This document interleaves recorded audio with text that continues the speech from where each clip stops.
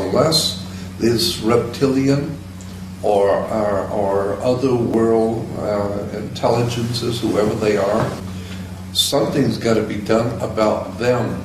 Well, I just talked to them, and they said they're coming, and they'll be here in about 2 minutes. They're coming from Griffith Park area, going north. And they said they'll be here in about a minute and a half, 2 minutes.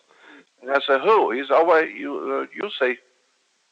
And I said, well, were you talking to somebody? He said, yeah, I'm talking to him.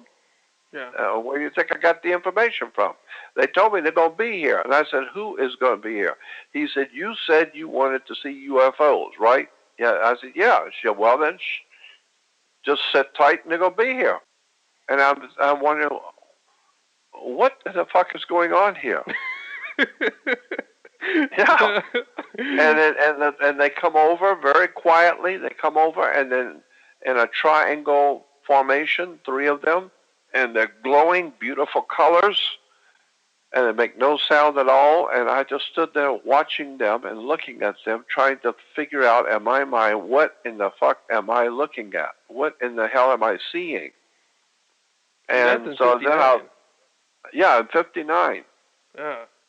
And then I looked over at him, and he was kind of smirking and smiling. Well, you know, you wanted to see UFOs, didn't you? Yeah, well, there they are. This is going to start you on your journey, because we brought you out here. We have something for you to do, and but it won't happen till the last part of your life.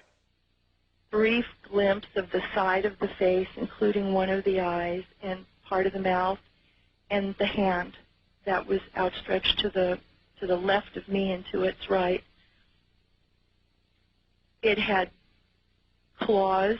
Right at that instant, I thought I was lunch, and I just wanted to get out of the room, and I pushed with all of my might against the wall with my feet and my hands, and I bounded off the bed and just scraped by its claws on its left hand. It threw open the door, whipped around the corner, got into the bathroom and locked it.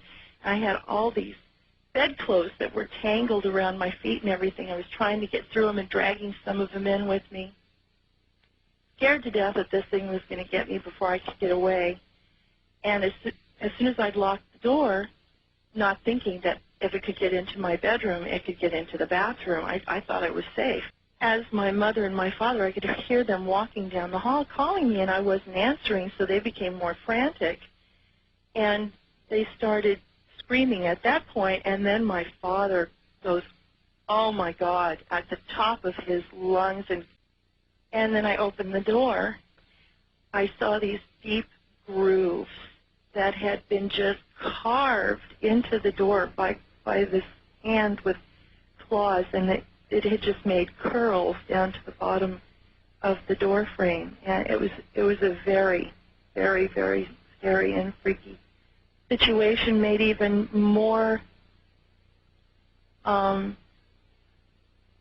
intense by my father's reaction to it, because he said, that's it, this is over, we're getting out of here, we're moving right now.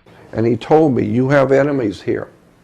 You have some very powerful enemies here from other places that have come, and they know who you are, and they know what you're going to do.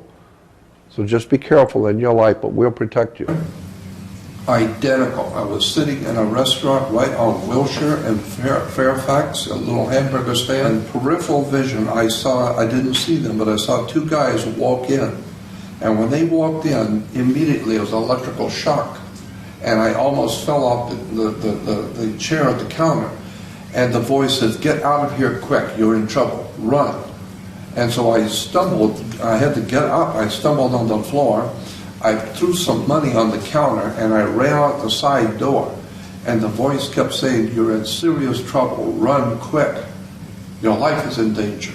And I ran all the way up Fairfax, about 3 or 4 blocks, until the voice said, all right, you're safe now. Now you're safe, sit down.